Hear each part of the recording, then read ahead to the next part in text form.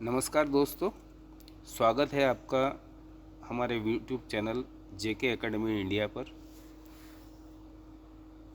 Electromagnetic induction में ये हमारा दूसरा वीडियो है। तो इसमें आज हम सीखेंगे कि स्टैटिकली इंड्यूस ईएमएफ क्या होता है। डायनेमिकली इंड्यूस ईएमएफ इससे पहले वाले वीडियो में हम देख चुके हैं। Self and mutual inductance,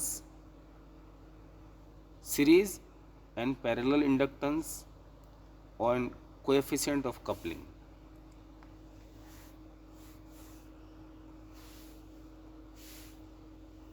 statically induced EMF क्या होता है?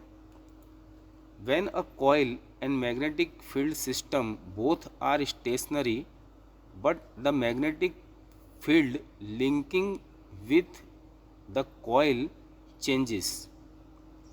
या पिछले डायनेमिकली इंड्यूस ईएमएफ में हमने देखा था, या तो हम कॉइल को रोटेट कर रहे थे, घुमा रहे थे, या फिर मैग्नेट को घुमा रहे थे। लेकिन यहाँ पर न कॉइल में मूवमेंट होगी, न मैग्नेट में मूवमेंट होगी।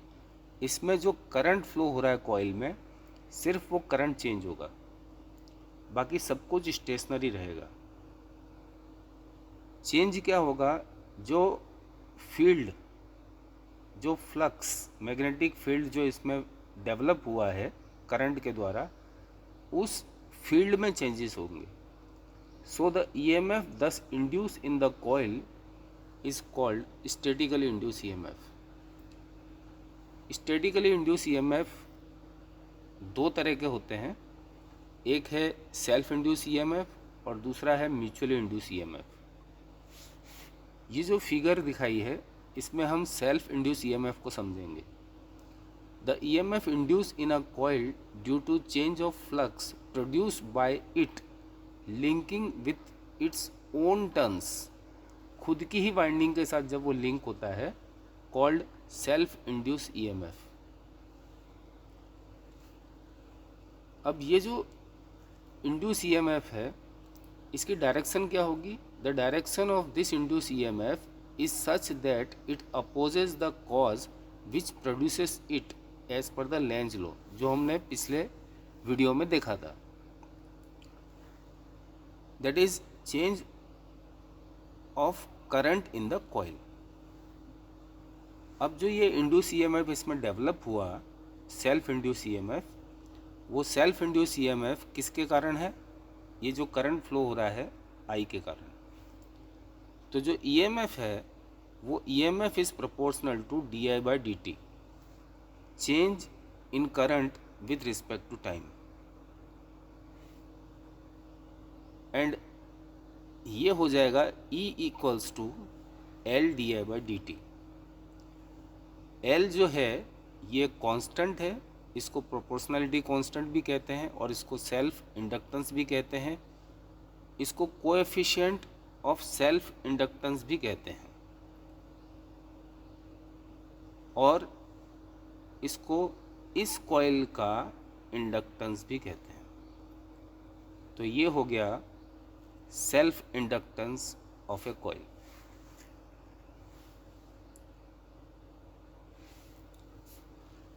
Now, what is mutually induced EMF? The EMF induced in a coil due to change of flux produced by another neighboring coil linking with it called mutually induced EMF। तो यहाँ क्या हो रहा है कि ये जो कॉइल है N1 टर्न्स की, इसमें हम एक करंट फ्लो कर रहे हैं I1।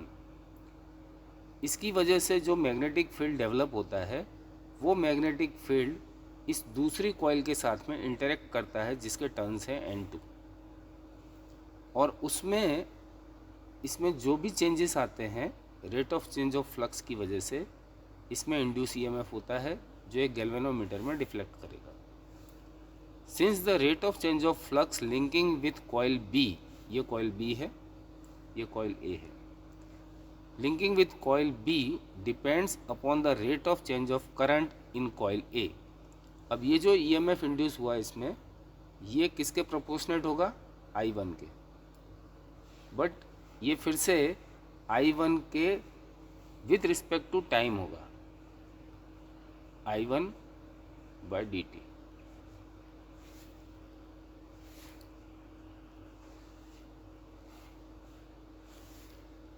So mutually induced EMF, EM is proportional to dI1/dt equals to M dI1/dt। और ये M क्या है? M अगेन प्रोपोर्शनलिटी कांस्टेंट है, और इसी M को म्यूचुअल इंडक्टेंस कहते हैं, और इसको कोएफिशिएंट ऑफ म्यूचुअल इंडक्टेंस भी कह सकते हैं।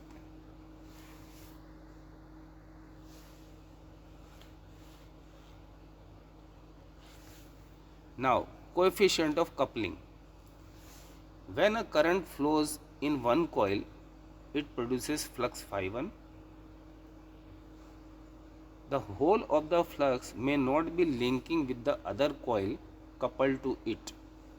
Suppose कोई coil A है, उसमें phi1 फ्लक्स डेवलप हुआ, तो coil B में वो सारा फ्लक्स इंटरेक्ट नहीं करेगा, उसमें कुछ लीकेज फ्लक्स होगा, that is called phi I.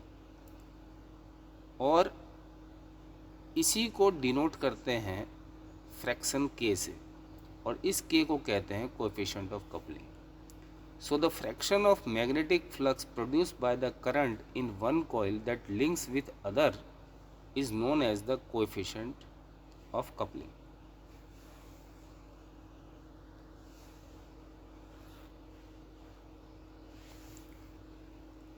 Mathematical expressions क्या है इसकी, वो देख लेते हैं। अभी हमने जैसा पिछले उसमें देखा, when a current I1 flows through the coil 1, तो उसमें L1 हो जाएगा N1 phi1 अपॉन I1।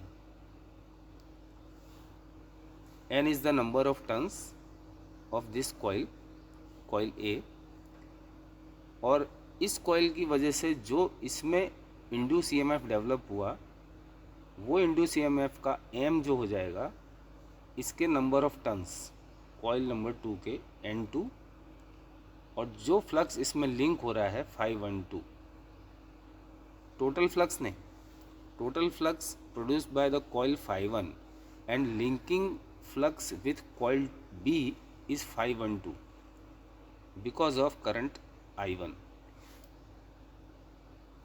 अब ये जो phi12 है, इसको हम लिख सकते हैं K phi1।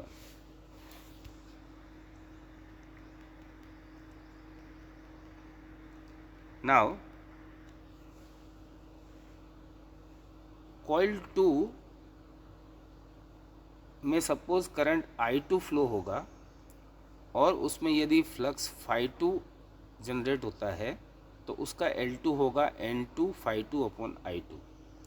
उसकी वजह से जो कॉइल A में इंड्यूस ईएमएफ पैदा होगा, उसका म्यूचुअल इंडक्टेंस होगा N1 phi21 upon I2 equals to N1 K phi2 upon I2। अब यदि हम इस M को और इस M को जो ऊपर हमको मिला, ऊपर जो मिला हमको phi1 अपॉन I1, और जो दूसरा है N2 K phi1, इन दोनों को यदि हम मल्टीप्लाई कर देते हैं,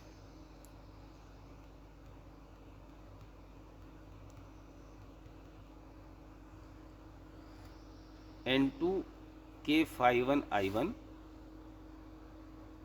और N1 K phi2 I2, इन दोनों को जब हम मल्टीप्लाई करेंगे तो हमको मिलेगा m² equals to K² N1 phi1 upon I1 N2 phi2 upon I2, और N1 phi1 I1 N2 phi2 I2 ये जो हैं, ये क्या है? L1 and L2।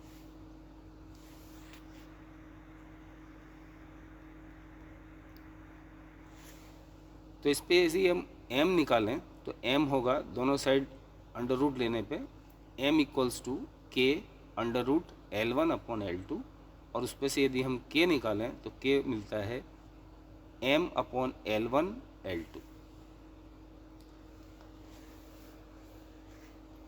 तो कोएफिशिएंट ऑफ कपलिंग k क्या हो गया, k जो इन दोनों कॉइल का म्यूचुअल इंडक्टेंस था m divided by under root दोनों कॉइल का सेल्फ इंडक्टेंस L1 L2।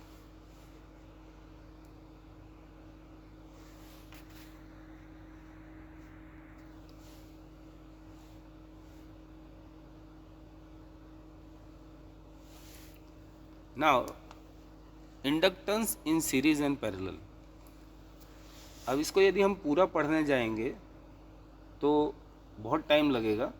इसको सिर्फ हम इस तरह से समझते हैं कि सपोज ये पहली कॉइल है और इस कॉइल में कोई करंट I1 फ्लो हो रहा है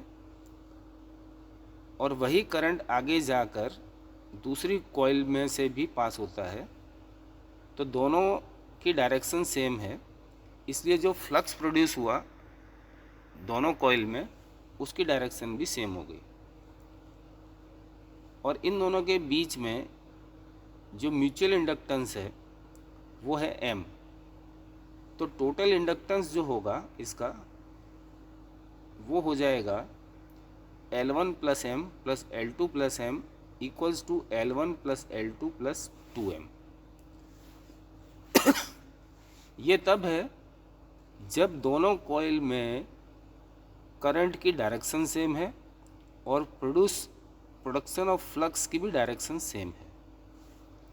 अब यदि दोनों कॉइल हैं सीरीज में, लेकिन यदि करंट की डायरेक्शन दूसरी कॉइल में रिवर्स हो गई, जैसे यहाँ इस कॉइल में ये करंट एंटर हो रहा है और यहाँ इस साइड से करंट एग्जिट हो रहा है, तो क्या होगा कि पहली कॉइल में फ्लक्स की जो डायरेक्शन है वो इस साइड होगी और दूसरी कॉइल में फ्लक्स की डायरेक्शन इस तरफ होगी।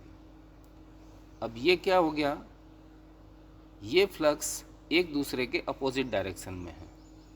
तो जब इस तरह की सर्किट है तो इसका जब हम टोटल इंडक्टेंस निकालेंगे तो उसमें वो मिलेगा हमको L1 minus M, M is the mutual inductance, plus L2 minus M, तो ये हो जाएगा L1 plus L2 minus 2M। तो इसमें सिर्फ इतना समझना है आपको कि series connected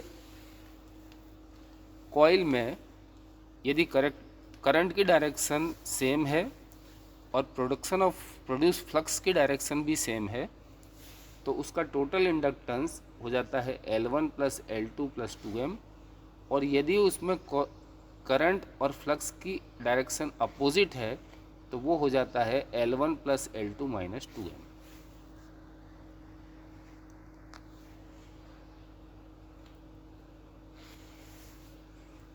inductance in parallel.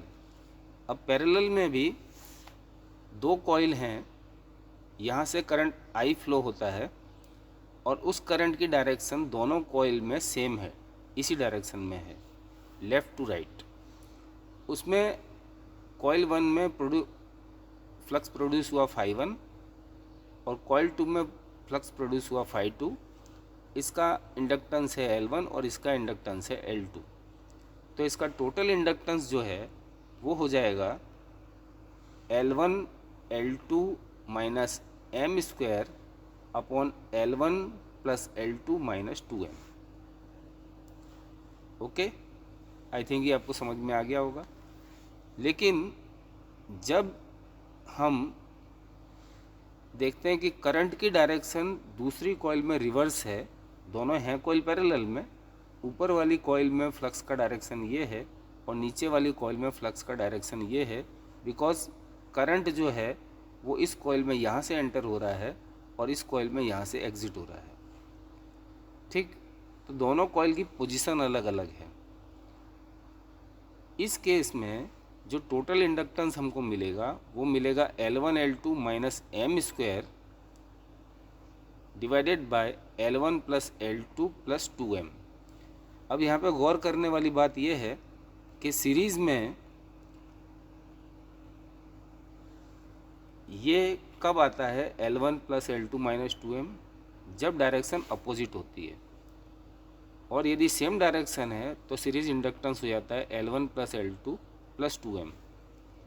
तो यहाँ उल्टा है पैरेलल सर्किट में कि जब पैरेलल सर्किट में फ्लक्स की डायरेक्शन सेम है और दोनों सर्किट पैरेलल हैं तो नीचे L1 plus L2 minus 2m हो जाएगा, और यदि डायरेक्शन अपोजिट है तो नीचे का denominator L1 plus L2 plus 2m हो जाएगा। ऊपर का नोमिनेटर दोनों में सेम है, that is L1 L2 minus m square.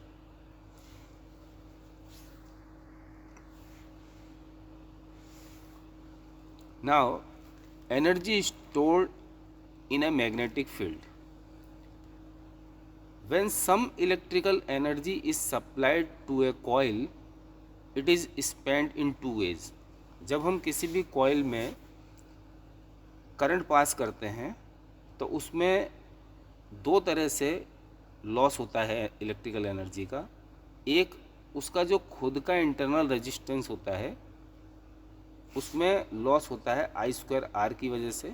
I is the current flowing through the coil, R is the resistance of that coil, is dissipated in the form of heat and can not be recovered, और ये वापस इसको recover नहीं किया जा सकता। दूसरा जो है remaining part is use to create a magnetic field, magnetic field produce करने के लिए होता है। And the coil is stored in magnetic field around the coil and is stored in magnetic field. When this field collapses, जब ये field ख़त्म होता है, the stored energy is released, इसके द्वारा रिलीज़ की जाती है, by the coil is returned to the circuit, circuit में वापस चली जाती है। ये हीट के फॉर्म में डिसिपेट नहीं होती। तो इसकी फॉर्मूला है कि energy stored in a magnetic field is nothing but half Li square. L is the inductance of that coil and I is the current passing through the coil, इसका square. I hope कि आपको ये video पसंद आया होगा। So thanks for watching. नमस्कार।